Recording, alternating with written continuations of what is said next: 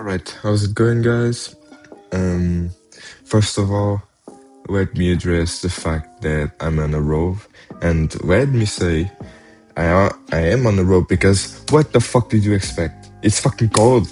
I'm on my house. Obviously, I'm on a rope. I'm man enough to be on a rope. All right, all right. Now that I got that off the way, I'm sorry. I'm sorry. Now that I've got that out of the way, I'm here to talk about favela gaps. And it's gonna be a short video as always, because I don't like making long videos. So yeah, I jumped to the chart quite literally, press record and just clicked on the charts. And this is the daily data, quite literally where I'm standing on the day of the recording. So, family gaps are basically quite literally what the name says. It's what you see here, quite literally just a gap the market has failed to fulfill. It's when basically in this case we are bullish. It's basically when the market goes so bullish, like many buys, the market leaves a gap between one candlestick and the other candlestick. Because it has to be the sticks, don't forget that, it's very important. The bodies here don't matter. What matters is the stick. This stick and this stick. And we have a fair value gap. They are quite too easy to see because it's a gap. Like right here, I can see another one. Like just this. I can see another one right here. I can do this all day. Actually, you can see it in every time frame.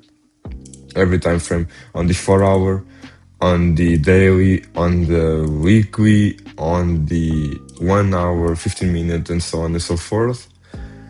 And yeah, the reason I'm talking about fair value gaps is because they are one of the three PDA arrays which I consider very important. It's one of the PDA arrays that got me funded, and it's very important in general. And it's the most basic one, I think, because it's intuitive. Because for example, you have this. This is on the 15 minute, by the way, because it's the most basic time frame. When you see a fair value gap, you will notice the market tends to respect that gap. It tends to fill that gap, or at least to tap that gap. It doesn't always have to fill it, but at least tap that gap, and tends to reject it for the, I mean, in this case, bullish side. If we were bearish side, like in here, for example. And this is so easy to see. What the fuck, right? And what you will also notice that is another type of fair value gap, which is this one right here. This one is called the inverted fair value gap because it is a fair value gap that has been disrespected. And what is a fair value gap that has been disrespected? It's a fair value gap that has completely broken through. Like, for example, here. Let's imagine.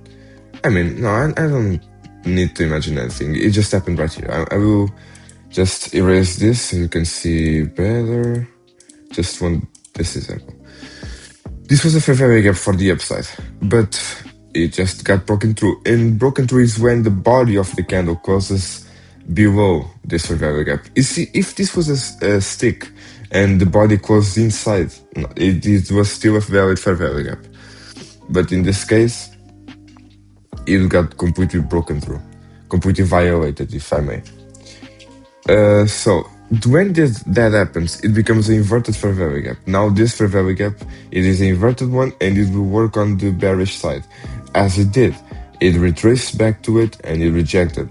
Obviously, it didn't reject it for long. It got completely violated yet again. But yeah, you get the point. You basically have those types of fair value gaps. I don't want to overcomplicate. You have many types, I guess.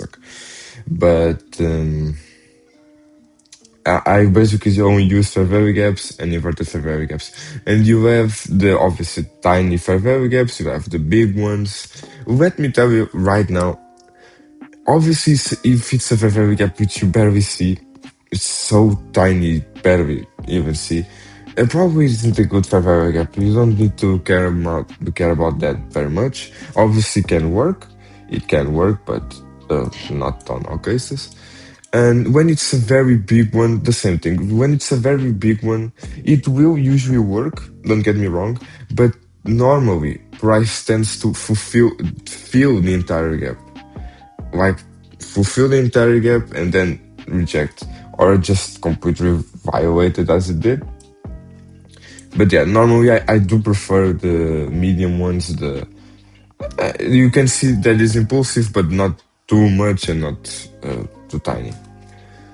Um, yeah, this is so basic. I basically already done. So yeah, you can see it. So you can see these reactions very clearly.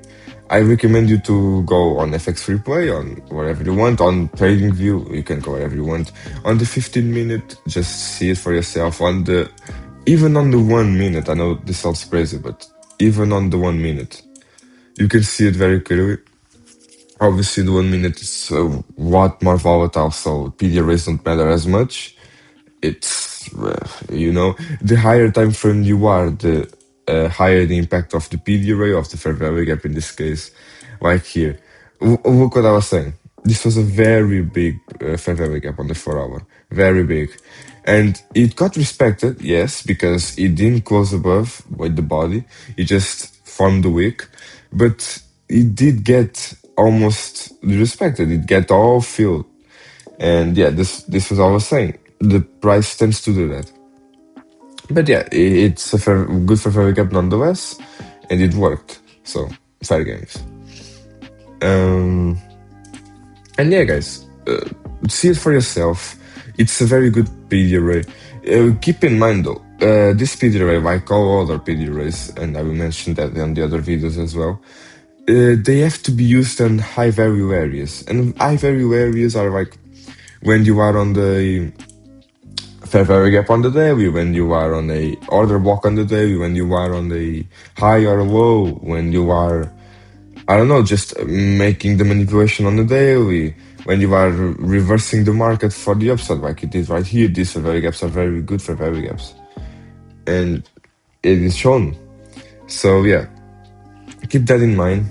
They have to be used on certain areas because obviously the market is always forming fair value gaps. It's not an uncommon thing.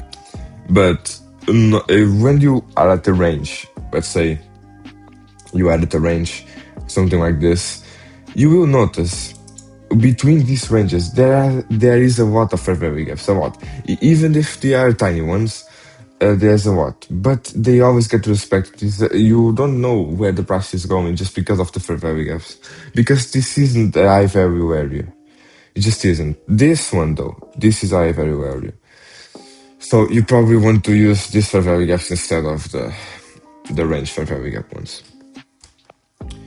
So yeah, I think that is it. Very tiny video. I'm sorry about that. I guess a very tiny video.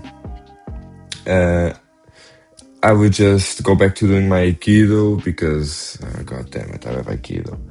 And yeah, have a good one and peace.